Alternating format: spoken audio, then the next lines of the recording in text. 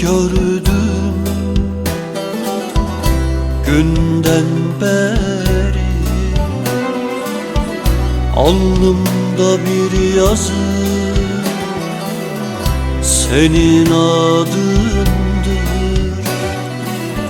Seni ilk gördüm günden beri, alnımda bir yazı senin adındır. Dolaştım yollarına, hasret kaldım. Sevdaları, çiçekleri kana verdim. Dolaştım yollarına, hasret kaldım. Alnımda bir yazı senin adındır.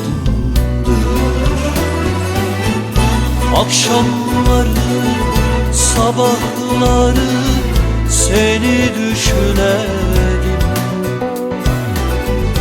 Görmeyince gönlüme acı verdim. Akşamları, sabahları seni düşünelim. Görmeyince gönlüme acı verdim. Dolaştım yollarına, hasret kaldım. Sevdaları, çiçekleri kana verdim. Dolaştım yollarına, hasret kaldım. Alnımda bir yazı senin adındır.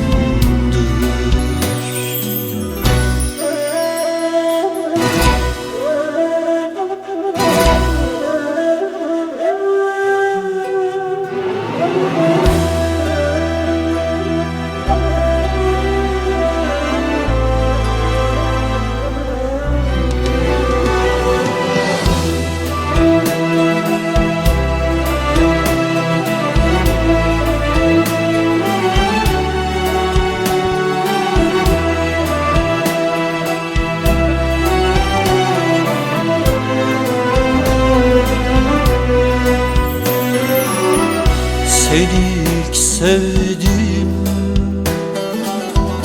günden beri, benim için hayat anlamlıdır. Seni ilk sevdim günden beri, benim için hayat anlamlıdır. Sabah akşam söylerim hep dilimde. Alnımda bir yazı senin adındır. Sabah akşam söylerim hep dilimde. Alnımda bir yazı senin adındır.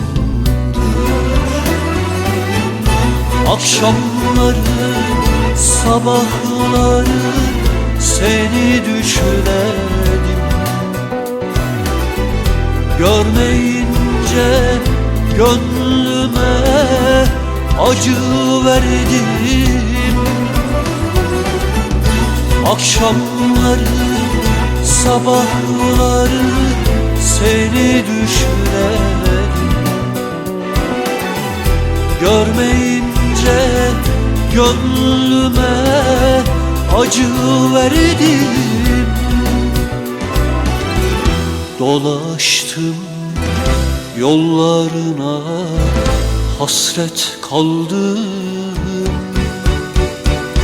Sevdaları, çiçekleri kana verdim. Dolaştım yollarına, hasret kaldım. Alnımda bir yazı, senin adın.